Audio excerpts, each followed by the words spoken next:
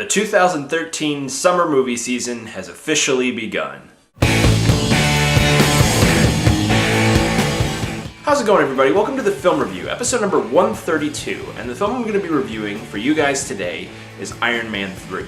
Iron Man 3 is directed by Shane Black, who previously directed Kiss Kiss Bang Bang, and it stars Robert Downey Jr., Gwyneth Paltrow, Don Cheadle, Guy Pearce, and Ben Kingsley.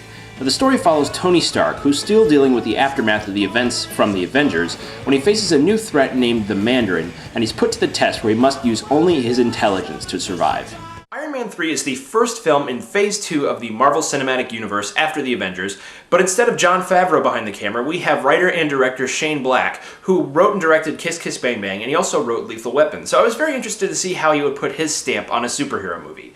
And I'm very happy to report that Iron Man 3 is so much fun. The actors assembled here give great work all around. Robert Downey Jr. continues to own the role of Tony Stark. While he's terrific as usual delivering great one-liners, he also brings a more human, emotional side to Stark that makes him really compelling to root for.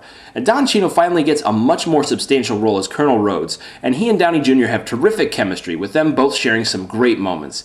Guy Pearce and Ben Kingsley also play some very slimy, menacing villains here, and Gwyneth Paltrow continues to bring a lot of heart to the film. Shane Black does a terrific job writing and directing this film.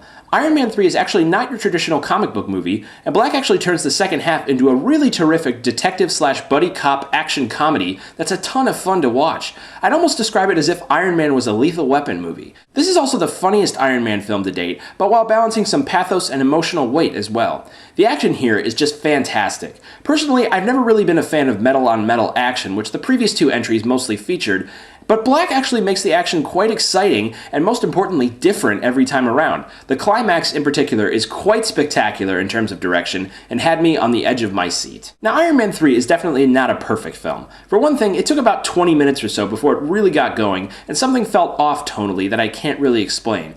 Also, some characters definitely get sidelined and don't really get much to do. But beside that, Iron Man 3 is a great way to kick off the summer movie season. Ultimately, I'm going to give Iron Man 3 a B+. This is just an all-around fun summer blockbuster. It's filled with great action, writing, performances, and direction. This is definitely a very satisfying follow-up to the Avengers, and it makes me very excited for the rest of Phase 2. So that's it for this review. My next review will probably be up next Thursday when I bring you guys a ridiculously early review of Monsters University, the new animated prequel from Pixar. And if you like this review, hit that subscribe button down there so you can get more reviews from me. Anyway, thank you for watching, and I will see you on the other side.